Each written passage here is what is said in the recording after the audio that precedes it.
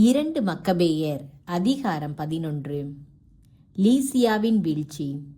சிறிது காலத்திற்கு பின் மன்னனுடைய பாதுகாவலனும் உறவினனும் ஆட்சி பொறுப்பாளனுமான லீசியா நடந்தவற்றைக் கண்டு பெரிதும் எரிச்சல் அடைந்தான். ஏறத்தாழ 80,000 காலாட்படையினரையும் குதிரை படையினர் அனைவரையும் திரட்டிக்கொண்டு யூதர்களுக்கு எதிராக புறப்பட்டான். எருசலேம் நகரை கிரேக்கர்களின் குடியிருப்பாக மாற்ற திட்டமிட்டான். பிற இனத்தாரின் கோவில்கள் மீது வரி விதித்தது போல் எருசலேம் கோவில் மீதும் வரி விதிக்கவும் ஆண்டுதோறும் தலைமை குரு பீடத்தை விலை பேசவும் எண்ணினான். கடவுளின் ஆற்றல் பற்றி அவன் ஒருபோதும் நினைத்து பார்த்ததில்லை.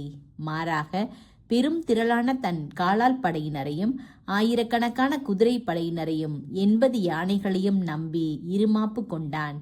யூதேயா நாட்டின் மீது லீசியா படையெடுத்து சென்று எருசலேமிலிருந்து ஏறத்தாழ 30 கிலோமீட்டர் தொலைவில் இருந்த அரண்சூழ் நகரான பெத்சூரை நெருங்கி அதை வன்மையாக தாக்கினான்.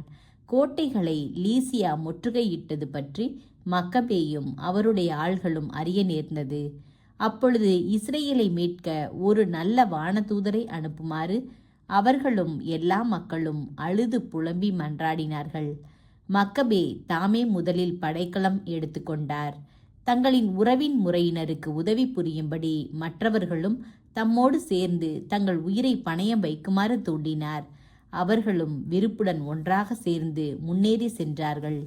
அவர்கள் எருசலேமுக்கு அருகில் இருந்தபோதே வெண்ணாடை அணிந்து பொன் படைக்கலங்களை சுழற்றி கொண்டிருந்த குதிரை வீரர் ஒருவர் அவர்களது தலைக்கு மேல் தோன்றினார்.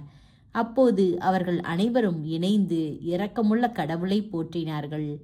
அவர்கள் எத்துணை ஊக்கம் அடைந்திருந்தார்கள் என்றால் மனிதரை மட்டுமல்ல, கொடிய காட்டு விலங்குகளையும் இரும்பு மதில்களையுமே தாக்கும் அளவுக்கு துணிந்திருந்தார்கள். விண்ணக இறைவனாகிய ஆண்டவர் அவர்கள் மீது இரக்கம் கொண்டு அவர்களுக்கு துணை செய்யவே அவர்கள் போரில் முன்னேறி சென்றார்கள். அவர்கள் சிங்கங்களைப் போல தங்கள் எதிரிகள் மீது சீறி பாய்ந்து அவர்களுள் 11,000 காலால் படையினரையும் 1,600 குதிரை படையினரையும் கொன்றார்கள்.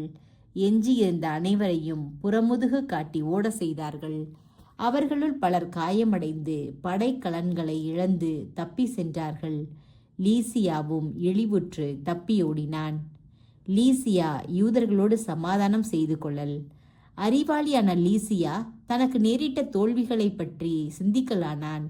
ஆற்றல் படைத்த கடவுள் யூதர்கள் சார்பாக போரிட்டதால்தான் அவர்களை வெல்ல முடியவில்லை என்பதை உணர்ந்து கொண்டான்.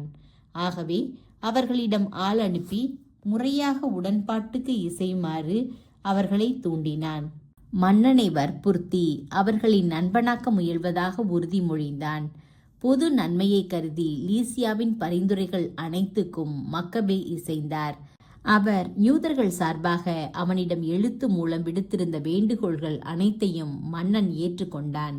லீசியா யூதர்களுக்கு எழுதிய மடல் பின்வருமாறு: யூத மக்களுக்கு லீசியா வாழ்த்து கூறி எழுதுவது: நீங்கள் அனுப்பி வைத்த யோவானும் அப்சலோமும் உங்களது மனுவை என்னிடம் கொடுத்து அதில் குறிப்பிட்டுள்ளவற்றை நிறைவேற்றும்படி கேட்டுக்கொண்டார்கள். மன்னருக்கு தெரிவிக்கப்பட வேண்டிய அனைத்தையும் நான் ஏற்கனவே அறிவித்துவிட்டேன். அவரும் தம்மால் கூடுமானவற்றை செய்வதாக ஒப்புக்கொண்டுள்ளார்.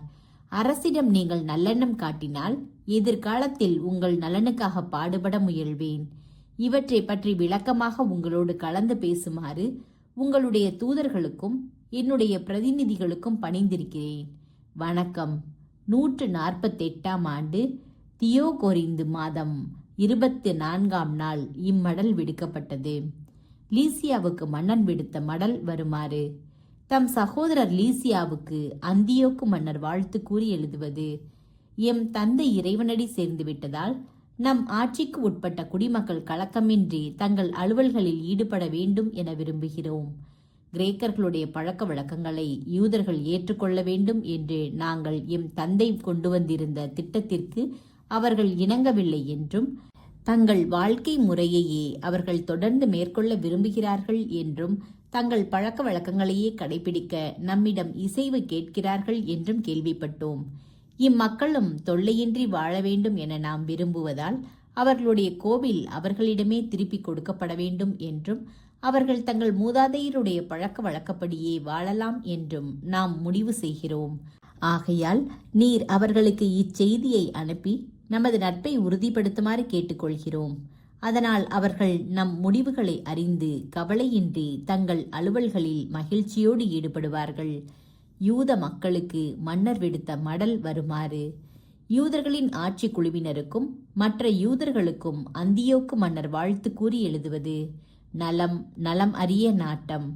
நீங்கள் உங்கள் வீடுகளுக்கு திரும்பி சென்று உங்கள் சொந்த அலுவல்களை கவனிக்க விரும்புவதாக மெனலா என்னிடம் தெரிவித்துள்ளார். ஆதலால் சாந்திக்கு மாதம் 30ஆம் நாளுக்குள் வீடு திரும்புகிறவர்கள் எல்லாருக்கும் நமது ஆதரவு எப்போதும் உண்டு.